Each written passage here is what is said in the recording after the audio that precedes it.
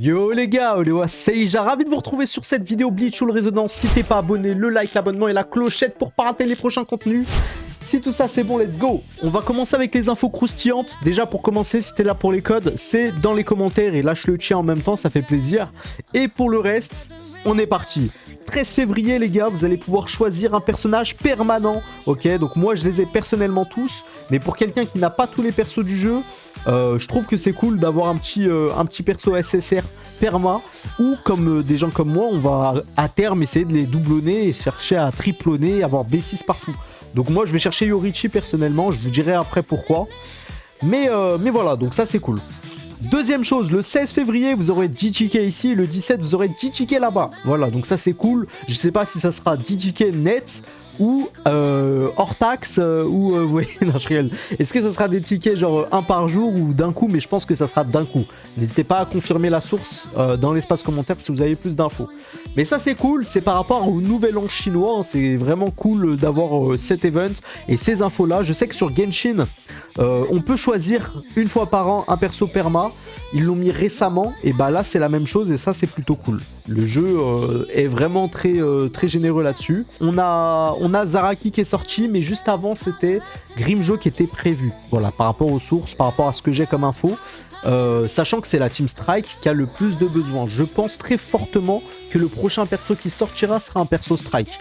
C'est à 80% je pense un Strike, que ça soit Neliel, que ça soit Grimmjow. Voilà, en tout cas je vois vraiment que ces deux personnages. J'aimerais Ulquiorra, mais Ulquiorra j'ai une vision vraiment axée sur le type Spirit. Ok, parce que c'est un personnage de la manière dont il se bat, etc. Je le vois pas en tout cas sur un autre type, ou peut-être Slash, mais on verra. Et puis, il faut savoir aussi qu'ils sont en train de développer et essayer de faire en sorte de venir intégrer un autre type que Strike, Slash, Trust et Strike. Slash, Strike, Trust et Spirit. Donc ils sont en train d'essayer de développer un autre type. Je sais pas ça sera quoi, peut-être ça sera un type holo, peut-être ça sera un type ténèbres, lumière, bref, on verra en temps et en heure. En tout cas, je donne les infos que j'ai actuellement. Nouveau buff qui aura lieu sur le corps stamp les gars de Ichigo. Alors mon avis là-dessus c'est que le corps stamp de Ichigo, perso je l'ai stage 5. Ça fait un petit moment que je l'ai pas joué le perso, mais quand il est sorti c'était un excellent personnage. Ça me fait plaisir qu'il le buff. Ça veut dire qu'il faut en sorte que Ichigo ne soit pas, entre guillemets, arriéré et qu'il soit toujours actuellement dans la méta. En faisant un buff là-dessus, on verra après ce qu'il vaut le buff, hein. Mais c'est cool pour les personnes qui ont invoqué Ichigo et qui comptaient pas avoir Zaraki par exemple.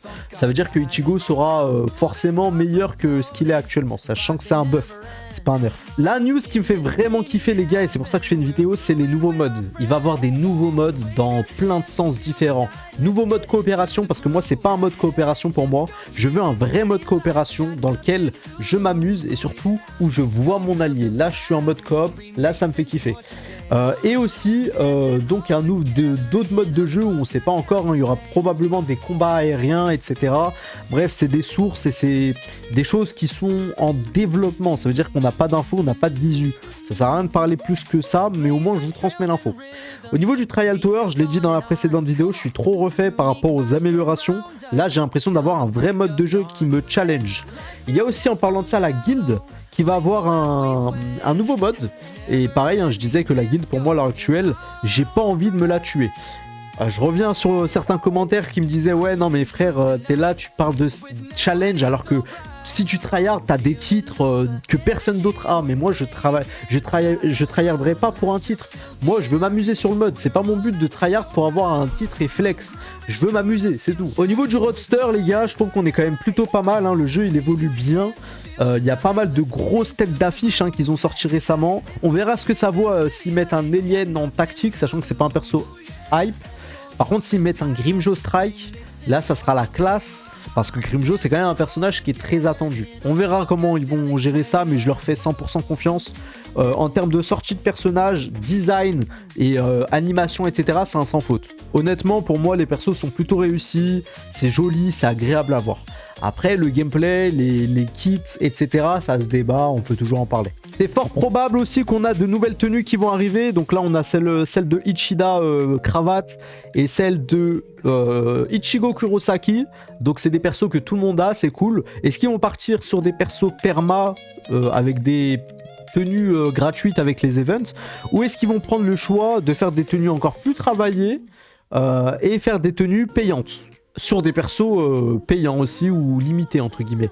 Je sais pas. En tout cas, si le perso vaut ce qu'il vaut en termes de sous, bah ça va, c'est cool. Mais je pense qu'il n'y aura pas de souci à se faire. Le jeu a toujours été généreux les gars et privilégie énormément et prend soin des joueurs free-to-play. Donc faut pas l'oublier et ça c'est un gros point positif. Voilà pour les news, les bonds. Les bonds, on verra, peut-être qu'il y aura une modification là-dessus, on sait pas encore. Mais que du plus, hein. Les gars, c'est probable que la prochaine vidéo, je me la tue au challenge Trial Tower. Comme je vous ai dit, c'est vraiment trop plaisant pour moi qu'ils ont augmenté le nombre de mods, enfin d'étages. J'ai pas eu le temps de m'en occuper parce que j'ai eu plein de choses à faire, mais j'en ferai en stream et probablement ça sera disponible sur la chaîne YouTube avec un peu d'humour, etc. Comme on aime, bonne ambiance quoi. Voilà tout pour cette vidéo. N'hésitez pas à me dire si j'ai raté des infos ou s'il y a d'autres choses que je n'ai pas dites dans cette vidéo. Prenez soin de vous et on se dit à demain pour la prochaine. C'était le Sensei, ciao ciao. Bye bye.